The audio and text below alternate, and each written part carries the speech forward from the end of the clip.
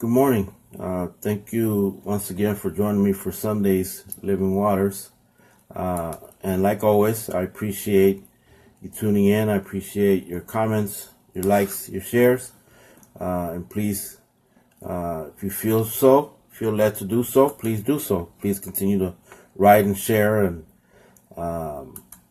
leave your comments, and I will try to answer when I get an opportunity. And so I hope everyone's having a wonderful Sunday morning. Just like always, I'm trying to do two things at one time, but I know that I'll be able to real soon. So today I want to talk about don't give up on your dreams. Don't give up on your dreams. Last week I was sharing the life of Joseph, and how you need to value yourself, and how he valued himself, and he valued the gift that God had deposited in him, and the dream that God deposited in him. So he valued himself, and even though people didn't value him, eventually the right person will come along that will value you. And God is going to make sure of that. According to Galatians chapter 6, verse 9, he says, continue to do good, for in due season you shall reap if you faint not. If you don't quit, if you don't give up, you're going to receive what you've been sowing, what God has deposited inside of you. And just like Joseph, who had Pharaoh saw the value in him, other people didn't see the value in him. But Pharaoh did, and then Pharaoh put him second under him. And imagine how Potiphar had to feel having to come now, would have to come and Joseph was over him. He needed food, and he needed to buy from Joseph. And so imagine that. Imagine that at one time Potiphar had put him under him and let him control his goods. But yet here it is that years later, after he threw him in prison, he never imagined that God was on his side, even though he knew he was prospering. And everything that Joseph did was prospering. And people can see that you're prospering. And by prospering, I don't mean in numerical, I don't mean financial. I mean that there's a growth, there's a progress, there's an effectiveness, there's an advancement. But anyway, so what would have happened if Joseph would have given up on his dream? I want you to think about that. If Joseph would have given up on his dream, what would have happened? Well, I'm going to tell you what would have happened. If he would have just gave up on his dream, he would have remained in jail, in prison.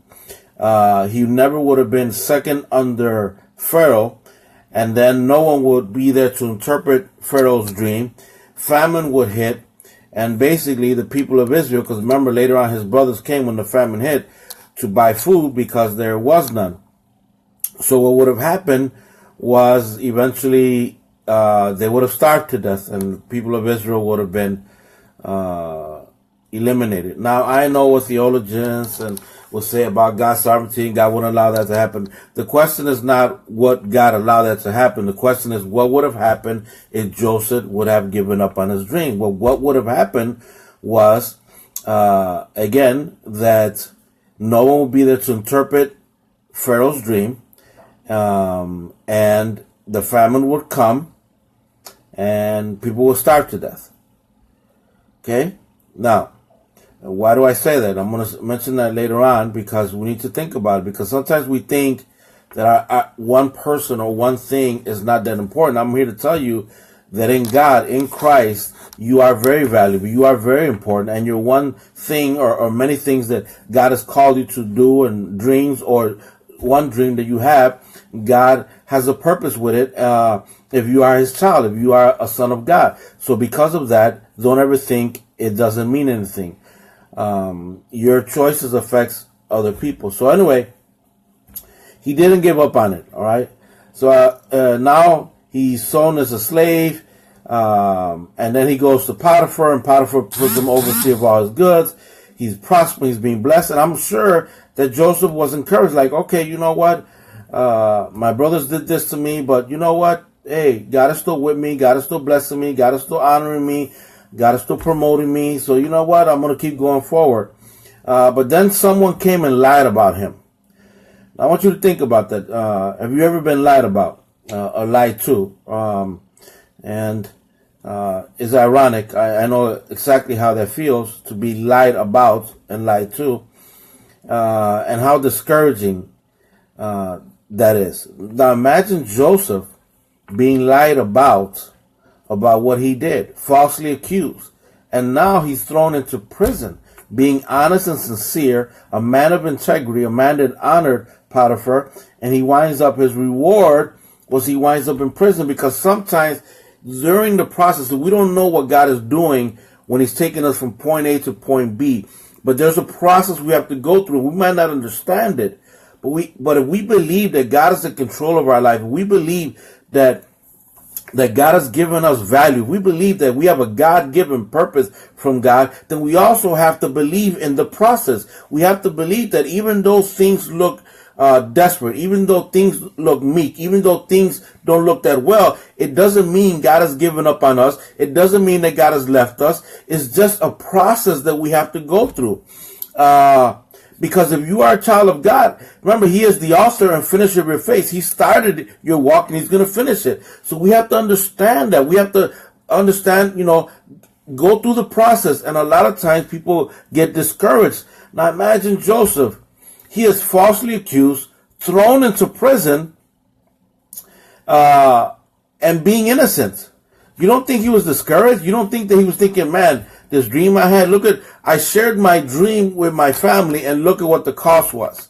Look at what sharing my dreams with other people have cost, which I always make a footnote that sometimes you need to be careful who you share your dreams with, because not everybody's a dream promoter. Some people are dream executioners. And I always tell people, be a dream promoter. I don't care how outlandish the dream is that someone tells you. They tell you that they want to be a mechanical engineer, and they hate math and are not good at math. But they tell you, no, I have a dream to become a mechanical engineer. Then you know what? Encourage them, bless them, tell them to go ahead and forward, even though, you look at them like, okay, but you have to be really good at math. But I'd rather be a dream promoter than a dream executioner. So no matter how outlandish, because with time they'll find out if it's a God-given dream or if it's not.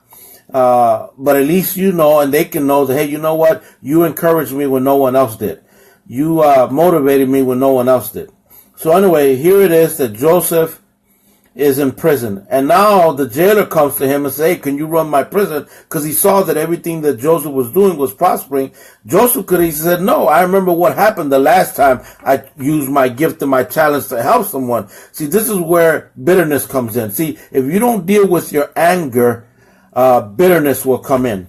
And that's when you become cold and you become distant, because you haven't dealt with your anger issues and whatever you're angry about, which leads to bitterness. Now, he could have been bitter. He could have been upset because he could have said, wait a minute, I've been through this story. I've been through in this movie before. The last time someone put me in charge of something, the consequences were I wind up in here in prison. And now you're telling me that you want me to help you run the prison. You want me because you see that God is on my side, that God is blessing me. No, I remember the last time I was in this video, and I remember what happened. No, I'm not going to do it. So he could have been still angry, still discouraged, which could have made him bitter and withdrew himself and not help the jailer. But he didn't, because he still valued himself, because he still believed in God, because he still trusted God. That, wait a minute, I know the dream that I had was prophetic. I know that it was of God.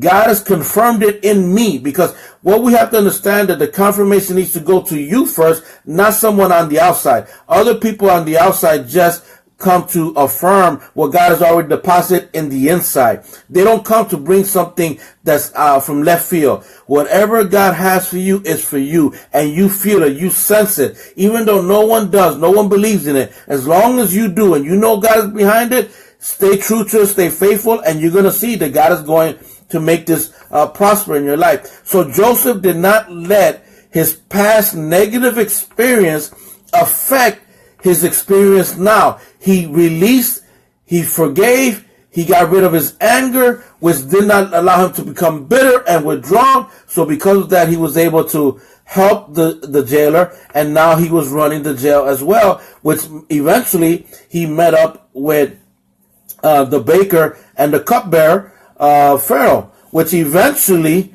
led for him to be released.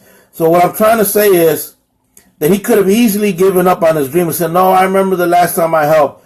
They didn't value me and they threw me in prison. See, what you have to understand that just because you had negative experiences with other people that didn't value, didn't believe in you, doesn't mean that you're not going to eventually run into the right person that will value you. This is why you cannot become cold and bitter. I know many ministers that they've been hurt because of ministry, that now you see them and they're stone-faced, they're cold, they don't want to help, they don't want to get involved, they don't want to do nothing because they go, no, I've been hurt too much.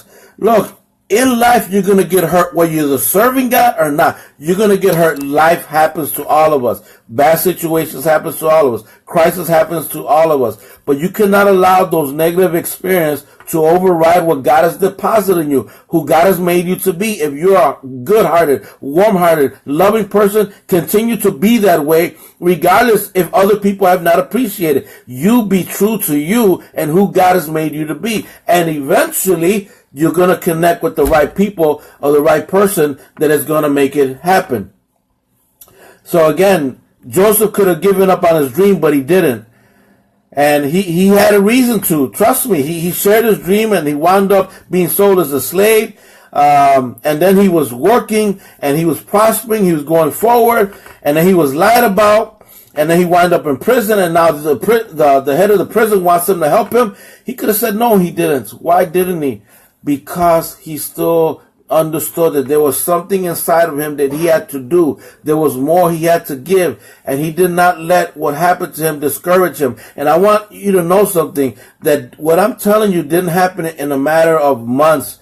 It happened in a process of years. It wasn't that he was sold as a slave and then 6 months later he was running Egypt, being second under Pharaoh. No, this was a process he went through, but he never allowed anger. He never allowed unforgiveness. He never allowed bitterness to creep into him and discouragement to frustrate him and give up on his dream. And what I want to tell you is don't give up on your dream. Why? Because just like Joseph, who didn't give up on his dream, because the people of Israel were waiting on his dream to come true. Remember that when he became second under Pharaoh, now he told Pharaoh the dream, 7 years of prosperity and then 7 years of famine. And they were able to store enough that eventually Joseph's brothers came to him for food, and he sent them back with food so that he could save their life. And that's when Joseph finished the story saying, what you guys meant for evil, God turned it around for good to save many lives, to help many lives. So you can't focus on the negative or the discouragement or the lies or what people have said. Focus on those that need for your dream to come true. And just like the people of Israel were waiting on Joseph's dream to come true, to prevent them from starving to death, to help them survive the years of famine, because we're going to go through years of up and years of down. But if we're prepared, then we'll be able to come through. So someone or some people are waiting for your dream to come true. I want you to know that there's someone or some people or many people are waiting, or a group of people are waiting for your dream to come true. You just don't know it. And even though it doesn't look like it right now, this is why you need to know that God has something special for you, that you have a purpose. And it doesn't matter how old you are. It doesn't matter how uneducated you are. That look, it's never too late to start. It's never too late to believe in what God believes in. If God believes in you, then you need to be true to that. You need to be true to who God has made you, and understand that you know what, you were born with a purpose, and that purpose is God's dream for your life. What He desires for your life to be. And there's someone waiting for that dream to come true. There's some people that are waiting for that dream to come true. And even though you've been discouraged, and even though you've been lied about, and even though you've run into a lot of walls, don't quit. Don't give up on envisioning the dream that you have, because that's what it starts is you can see God has deposited something in you, and you can see it. Like, and faith is the substance of things hoped for, the evidence of things not seen. It's almost like you can touch it because it's a God-given dream. It's not a dream that you had a steak sandwich late at night and you had this dream that was out of this world. No, I'm not talking about that dream. I'm talking about a God-given dream, and that dream is something that is inside of you, that motivates you, that encourages you, that drives you, but you can see it. It's like you can envision it and you see yourself doing it. So because of that, when you see yourself doing it, you keep striving for it and you believe in it because you believe in the God who gave you that dream. So because there's someone waiting for that dream to come true. There are some people that are waiting for that dream to come true. There are some groups that are waiting for that dream to come true. And I want to leave you with the scripture. It's in the book of Psalms, chapter 27, verse 14. In the book of Psalms, chapter 27, verse 14. And it's the Message Bible version. And it says, stay with God. Take heart. Don't quit. I'll say it again. Stay with God. This is King David, another person that God had purpose with. And he started serving King Saul, and all King Saul rewarded him was with trying to kill him. And here it is. He never gave up on his vision. He never gave up on his mission. He never gave up on God's dream for his life and what God had told him as a young person that he will be eventually become. And he remained true, eventually become king. And he remained true to himself. And he served the king, and he did everything, even though the king didn't appreciate him, didn't value him. King Saul didn't. Eventually, the people were waiting for King David to take his rightful place as king, so they were waiting on this. So he said, stay with God, hold on to God, don't let go of God, believe in God, believe in his word, believe in what he's telling you, what he told you. Take heart, take this deep inside, don't quit. Don't give up on your dream. Don't give up on what God has deposited in you, what you can see, what you envision, how valuable you are. And then he says, I'll say it again. When the Bible repeats something, it's because it has a lot of weight, a lot of substance that God wants it to get deep down in our soul. That's why I'm going to say it again. Stay with God. Don't give up on God. Don't give up on God's dream for your life. Don't give up on God's purpose for your life. Don't give up on God, because he's never going to give up on you. Stay true to who God is making you be. Go through the process, no matter how difficult. Don't let discouragement, don't let anger creep in, which turns into bitterness. Don't allow these things to stop you. Don't quit. Don't give up. So I pray that this message will motivate you to don't give up on your dreams. You might be a person that's 50 years old and never finished high school, and you're like, oh, I'm 50 years old. I already have kids, I have grandkids. Why should I go back to school? But you have a dream of going back to school. Don't give up on that dream. It's not going to be easy. Remember, Joseph's process took years, from him being sold as a slave to eventually becoming second in command to Pharaoh. King David was anointed as king roughly as a teenager. It wasn't until in his 30s that he became king. So there was a process he went through. So what I'm telling you is there's a process, but don't give up. Don't give up on your dreams. And again, Psalms 27:14. Stay with God. Hold on to God. Take heart. Don't quit. I'll say it again. Stay with God. So until next week, God bless.